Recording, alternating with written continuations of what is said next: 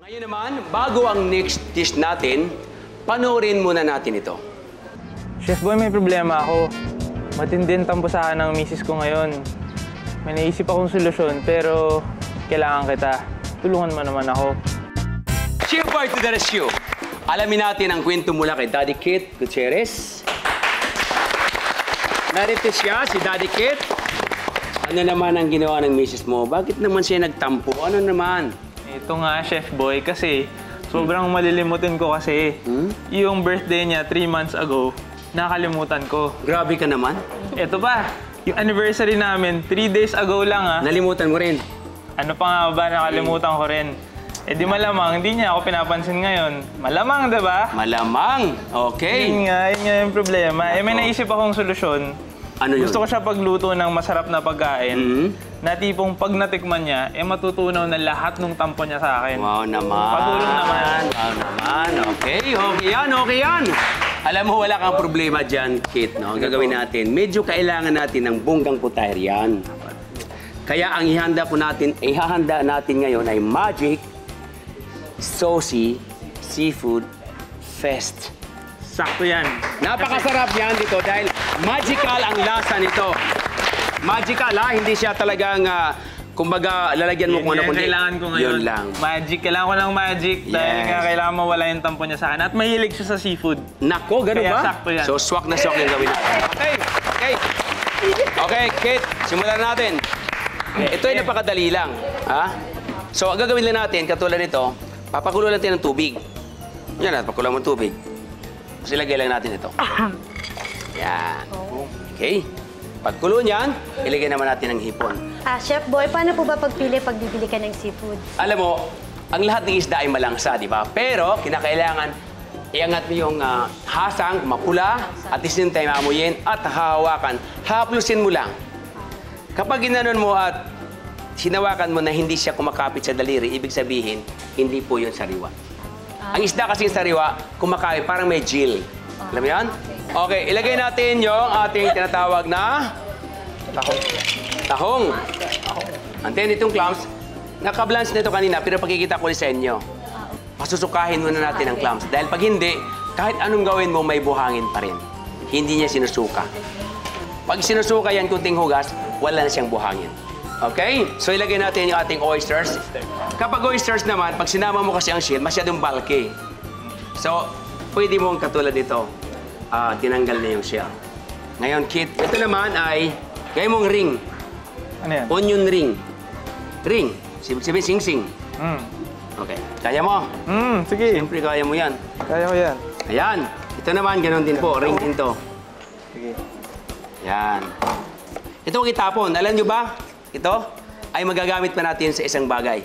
Anong korte niya?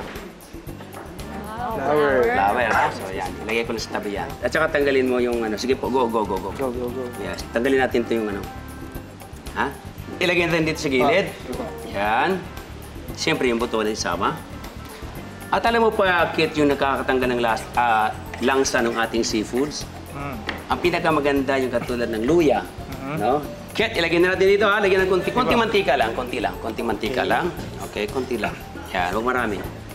And then, ilagay natin yung sibuyas. At ilagay na natin ito, Kit. Kit, ilagay mo kayo. Yan ko lang? Yes. Yes. There you are. Lahat, Chef. Lahat lang. Ganyan, halo lang. Tapos po itong sibuyas na dahon, ay leeks pala, hindi dahon, ano? Dahon nga, mayroon dahon. Diba? Tama? Yan. Ito dyan, sa tabi, dahil may garnish tayo. At ito naman ay hiwain na natin. Bilis. Yan. Okay? Okay.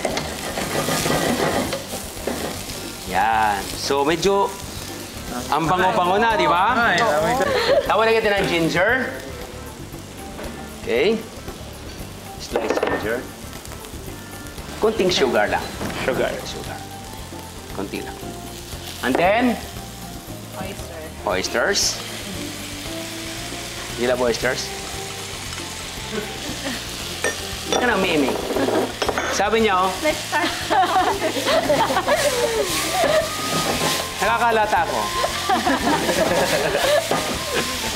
And then, nilagay natin ang ating tinatawag na Cream. Yes, cream lang. O, di ba, Kate? Napakasimple na magluto, no? Ang dali nga lang, no?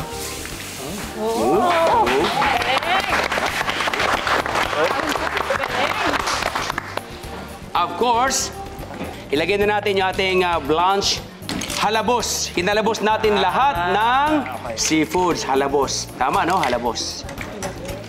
Yan. Okay. Tapos yung katas ng oysters, ilagay natin dyan. Hindi mo kaya? Hindi mo kaya tapon? Ayaw. Tapos lagyan natin ng kunting stock. Okay. Yung pinagkuluan natin. Yan. Okay. Oh. Diba? O yan. Ngayon, itong natira nating sibuyas, nandiyan ka naman sa tabi ko. Ganyan lang yan, para medyo may forma. So walang natatapon na. Tapos cucumber naman. Hina. Wow, nice. May niluto na ako. May flowers pa ako. Siyempre Bigyan na natin. Da-da-da. Sana magustuhan ng misis mo to. Sigurado po. Ha? Sigurado. Yan, dito yan. Yeah! Yeah! Bang, bang, bang, bang, bang, bang, bang, bang, bang, bang, bang, bang! Here it is! Magic Soapsy Seafood Feast! Kain na! Okay. Yes, tatahong. Yes. Go, go, go. Thumbs and masa. Tama na yan. Luluto ko agad to pagdating sa bahay. Ang sarap, Chef Boy. Absuelto na ako nito sigurado. Kahit makalimot pa ako dun sa mga susunod, papagluto ko na lang Ay, ito. talaga naman. O, di ba? Di ba? Huwag kayong alis. Savory Pudding ang ibibigay ko sa inyo sa aming pagbabalik dito lang sa Idol sa Kusina.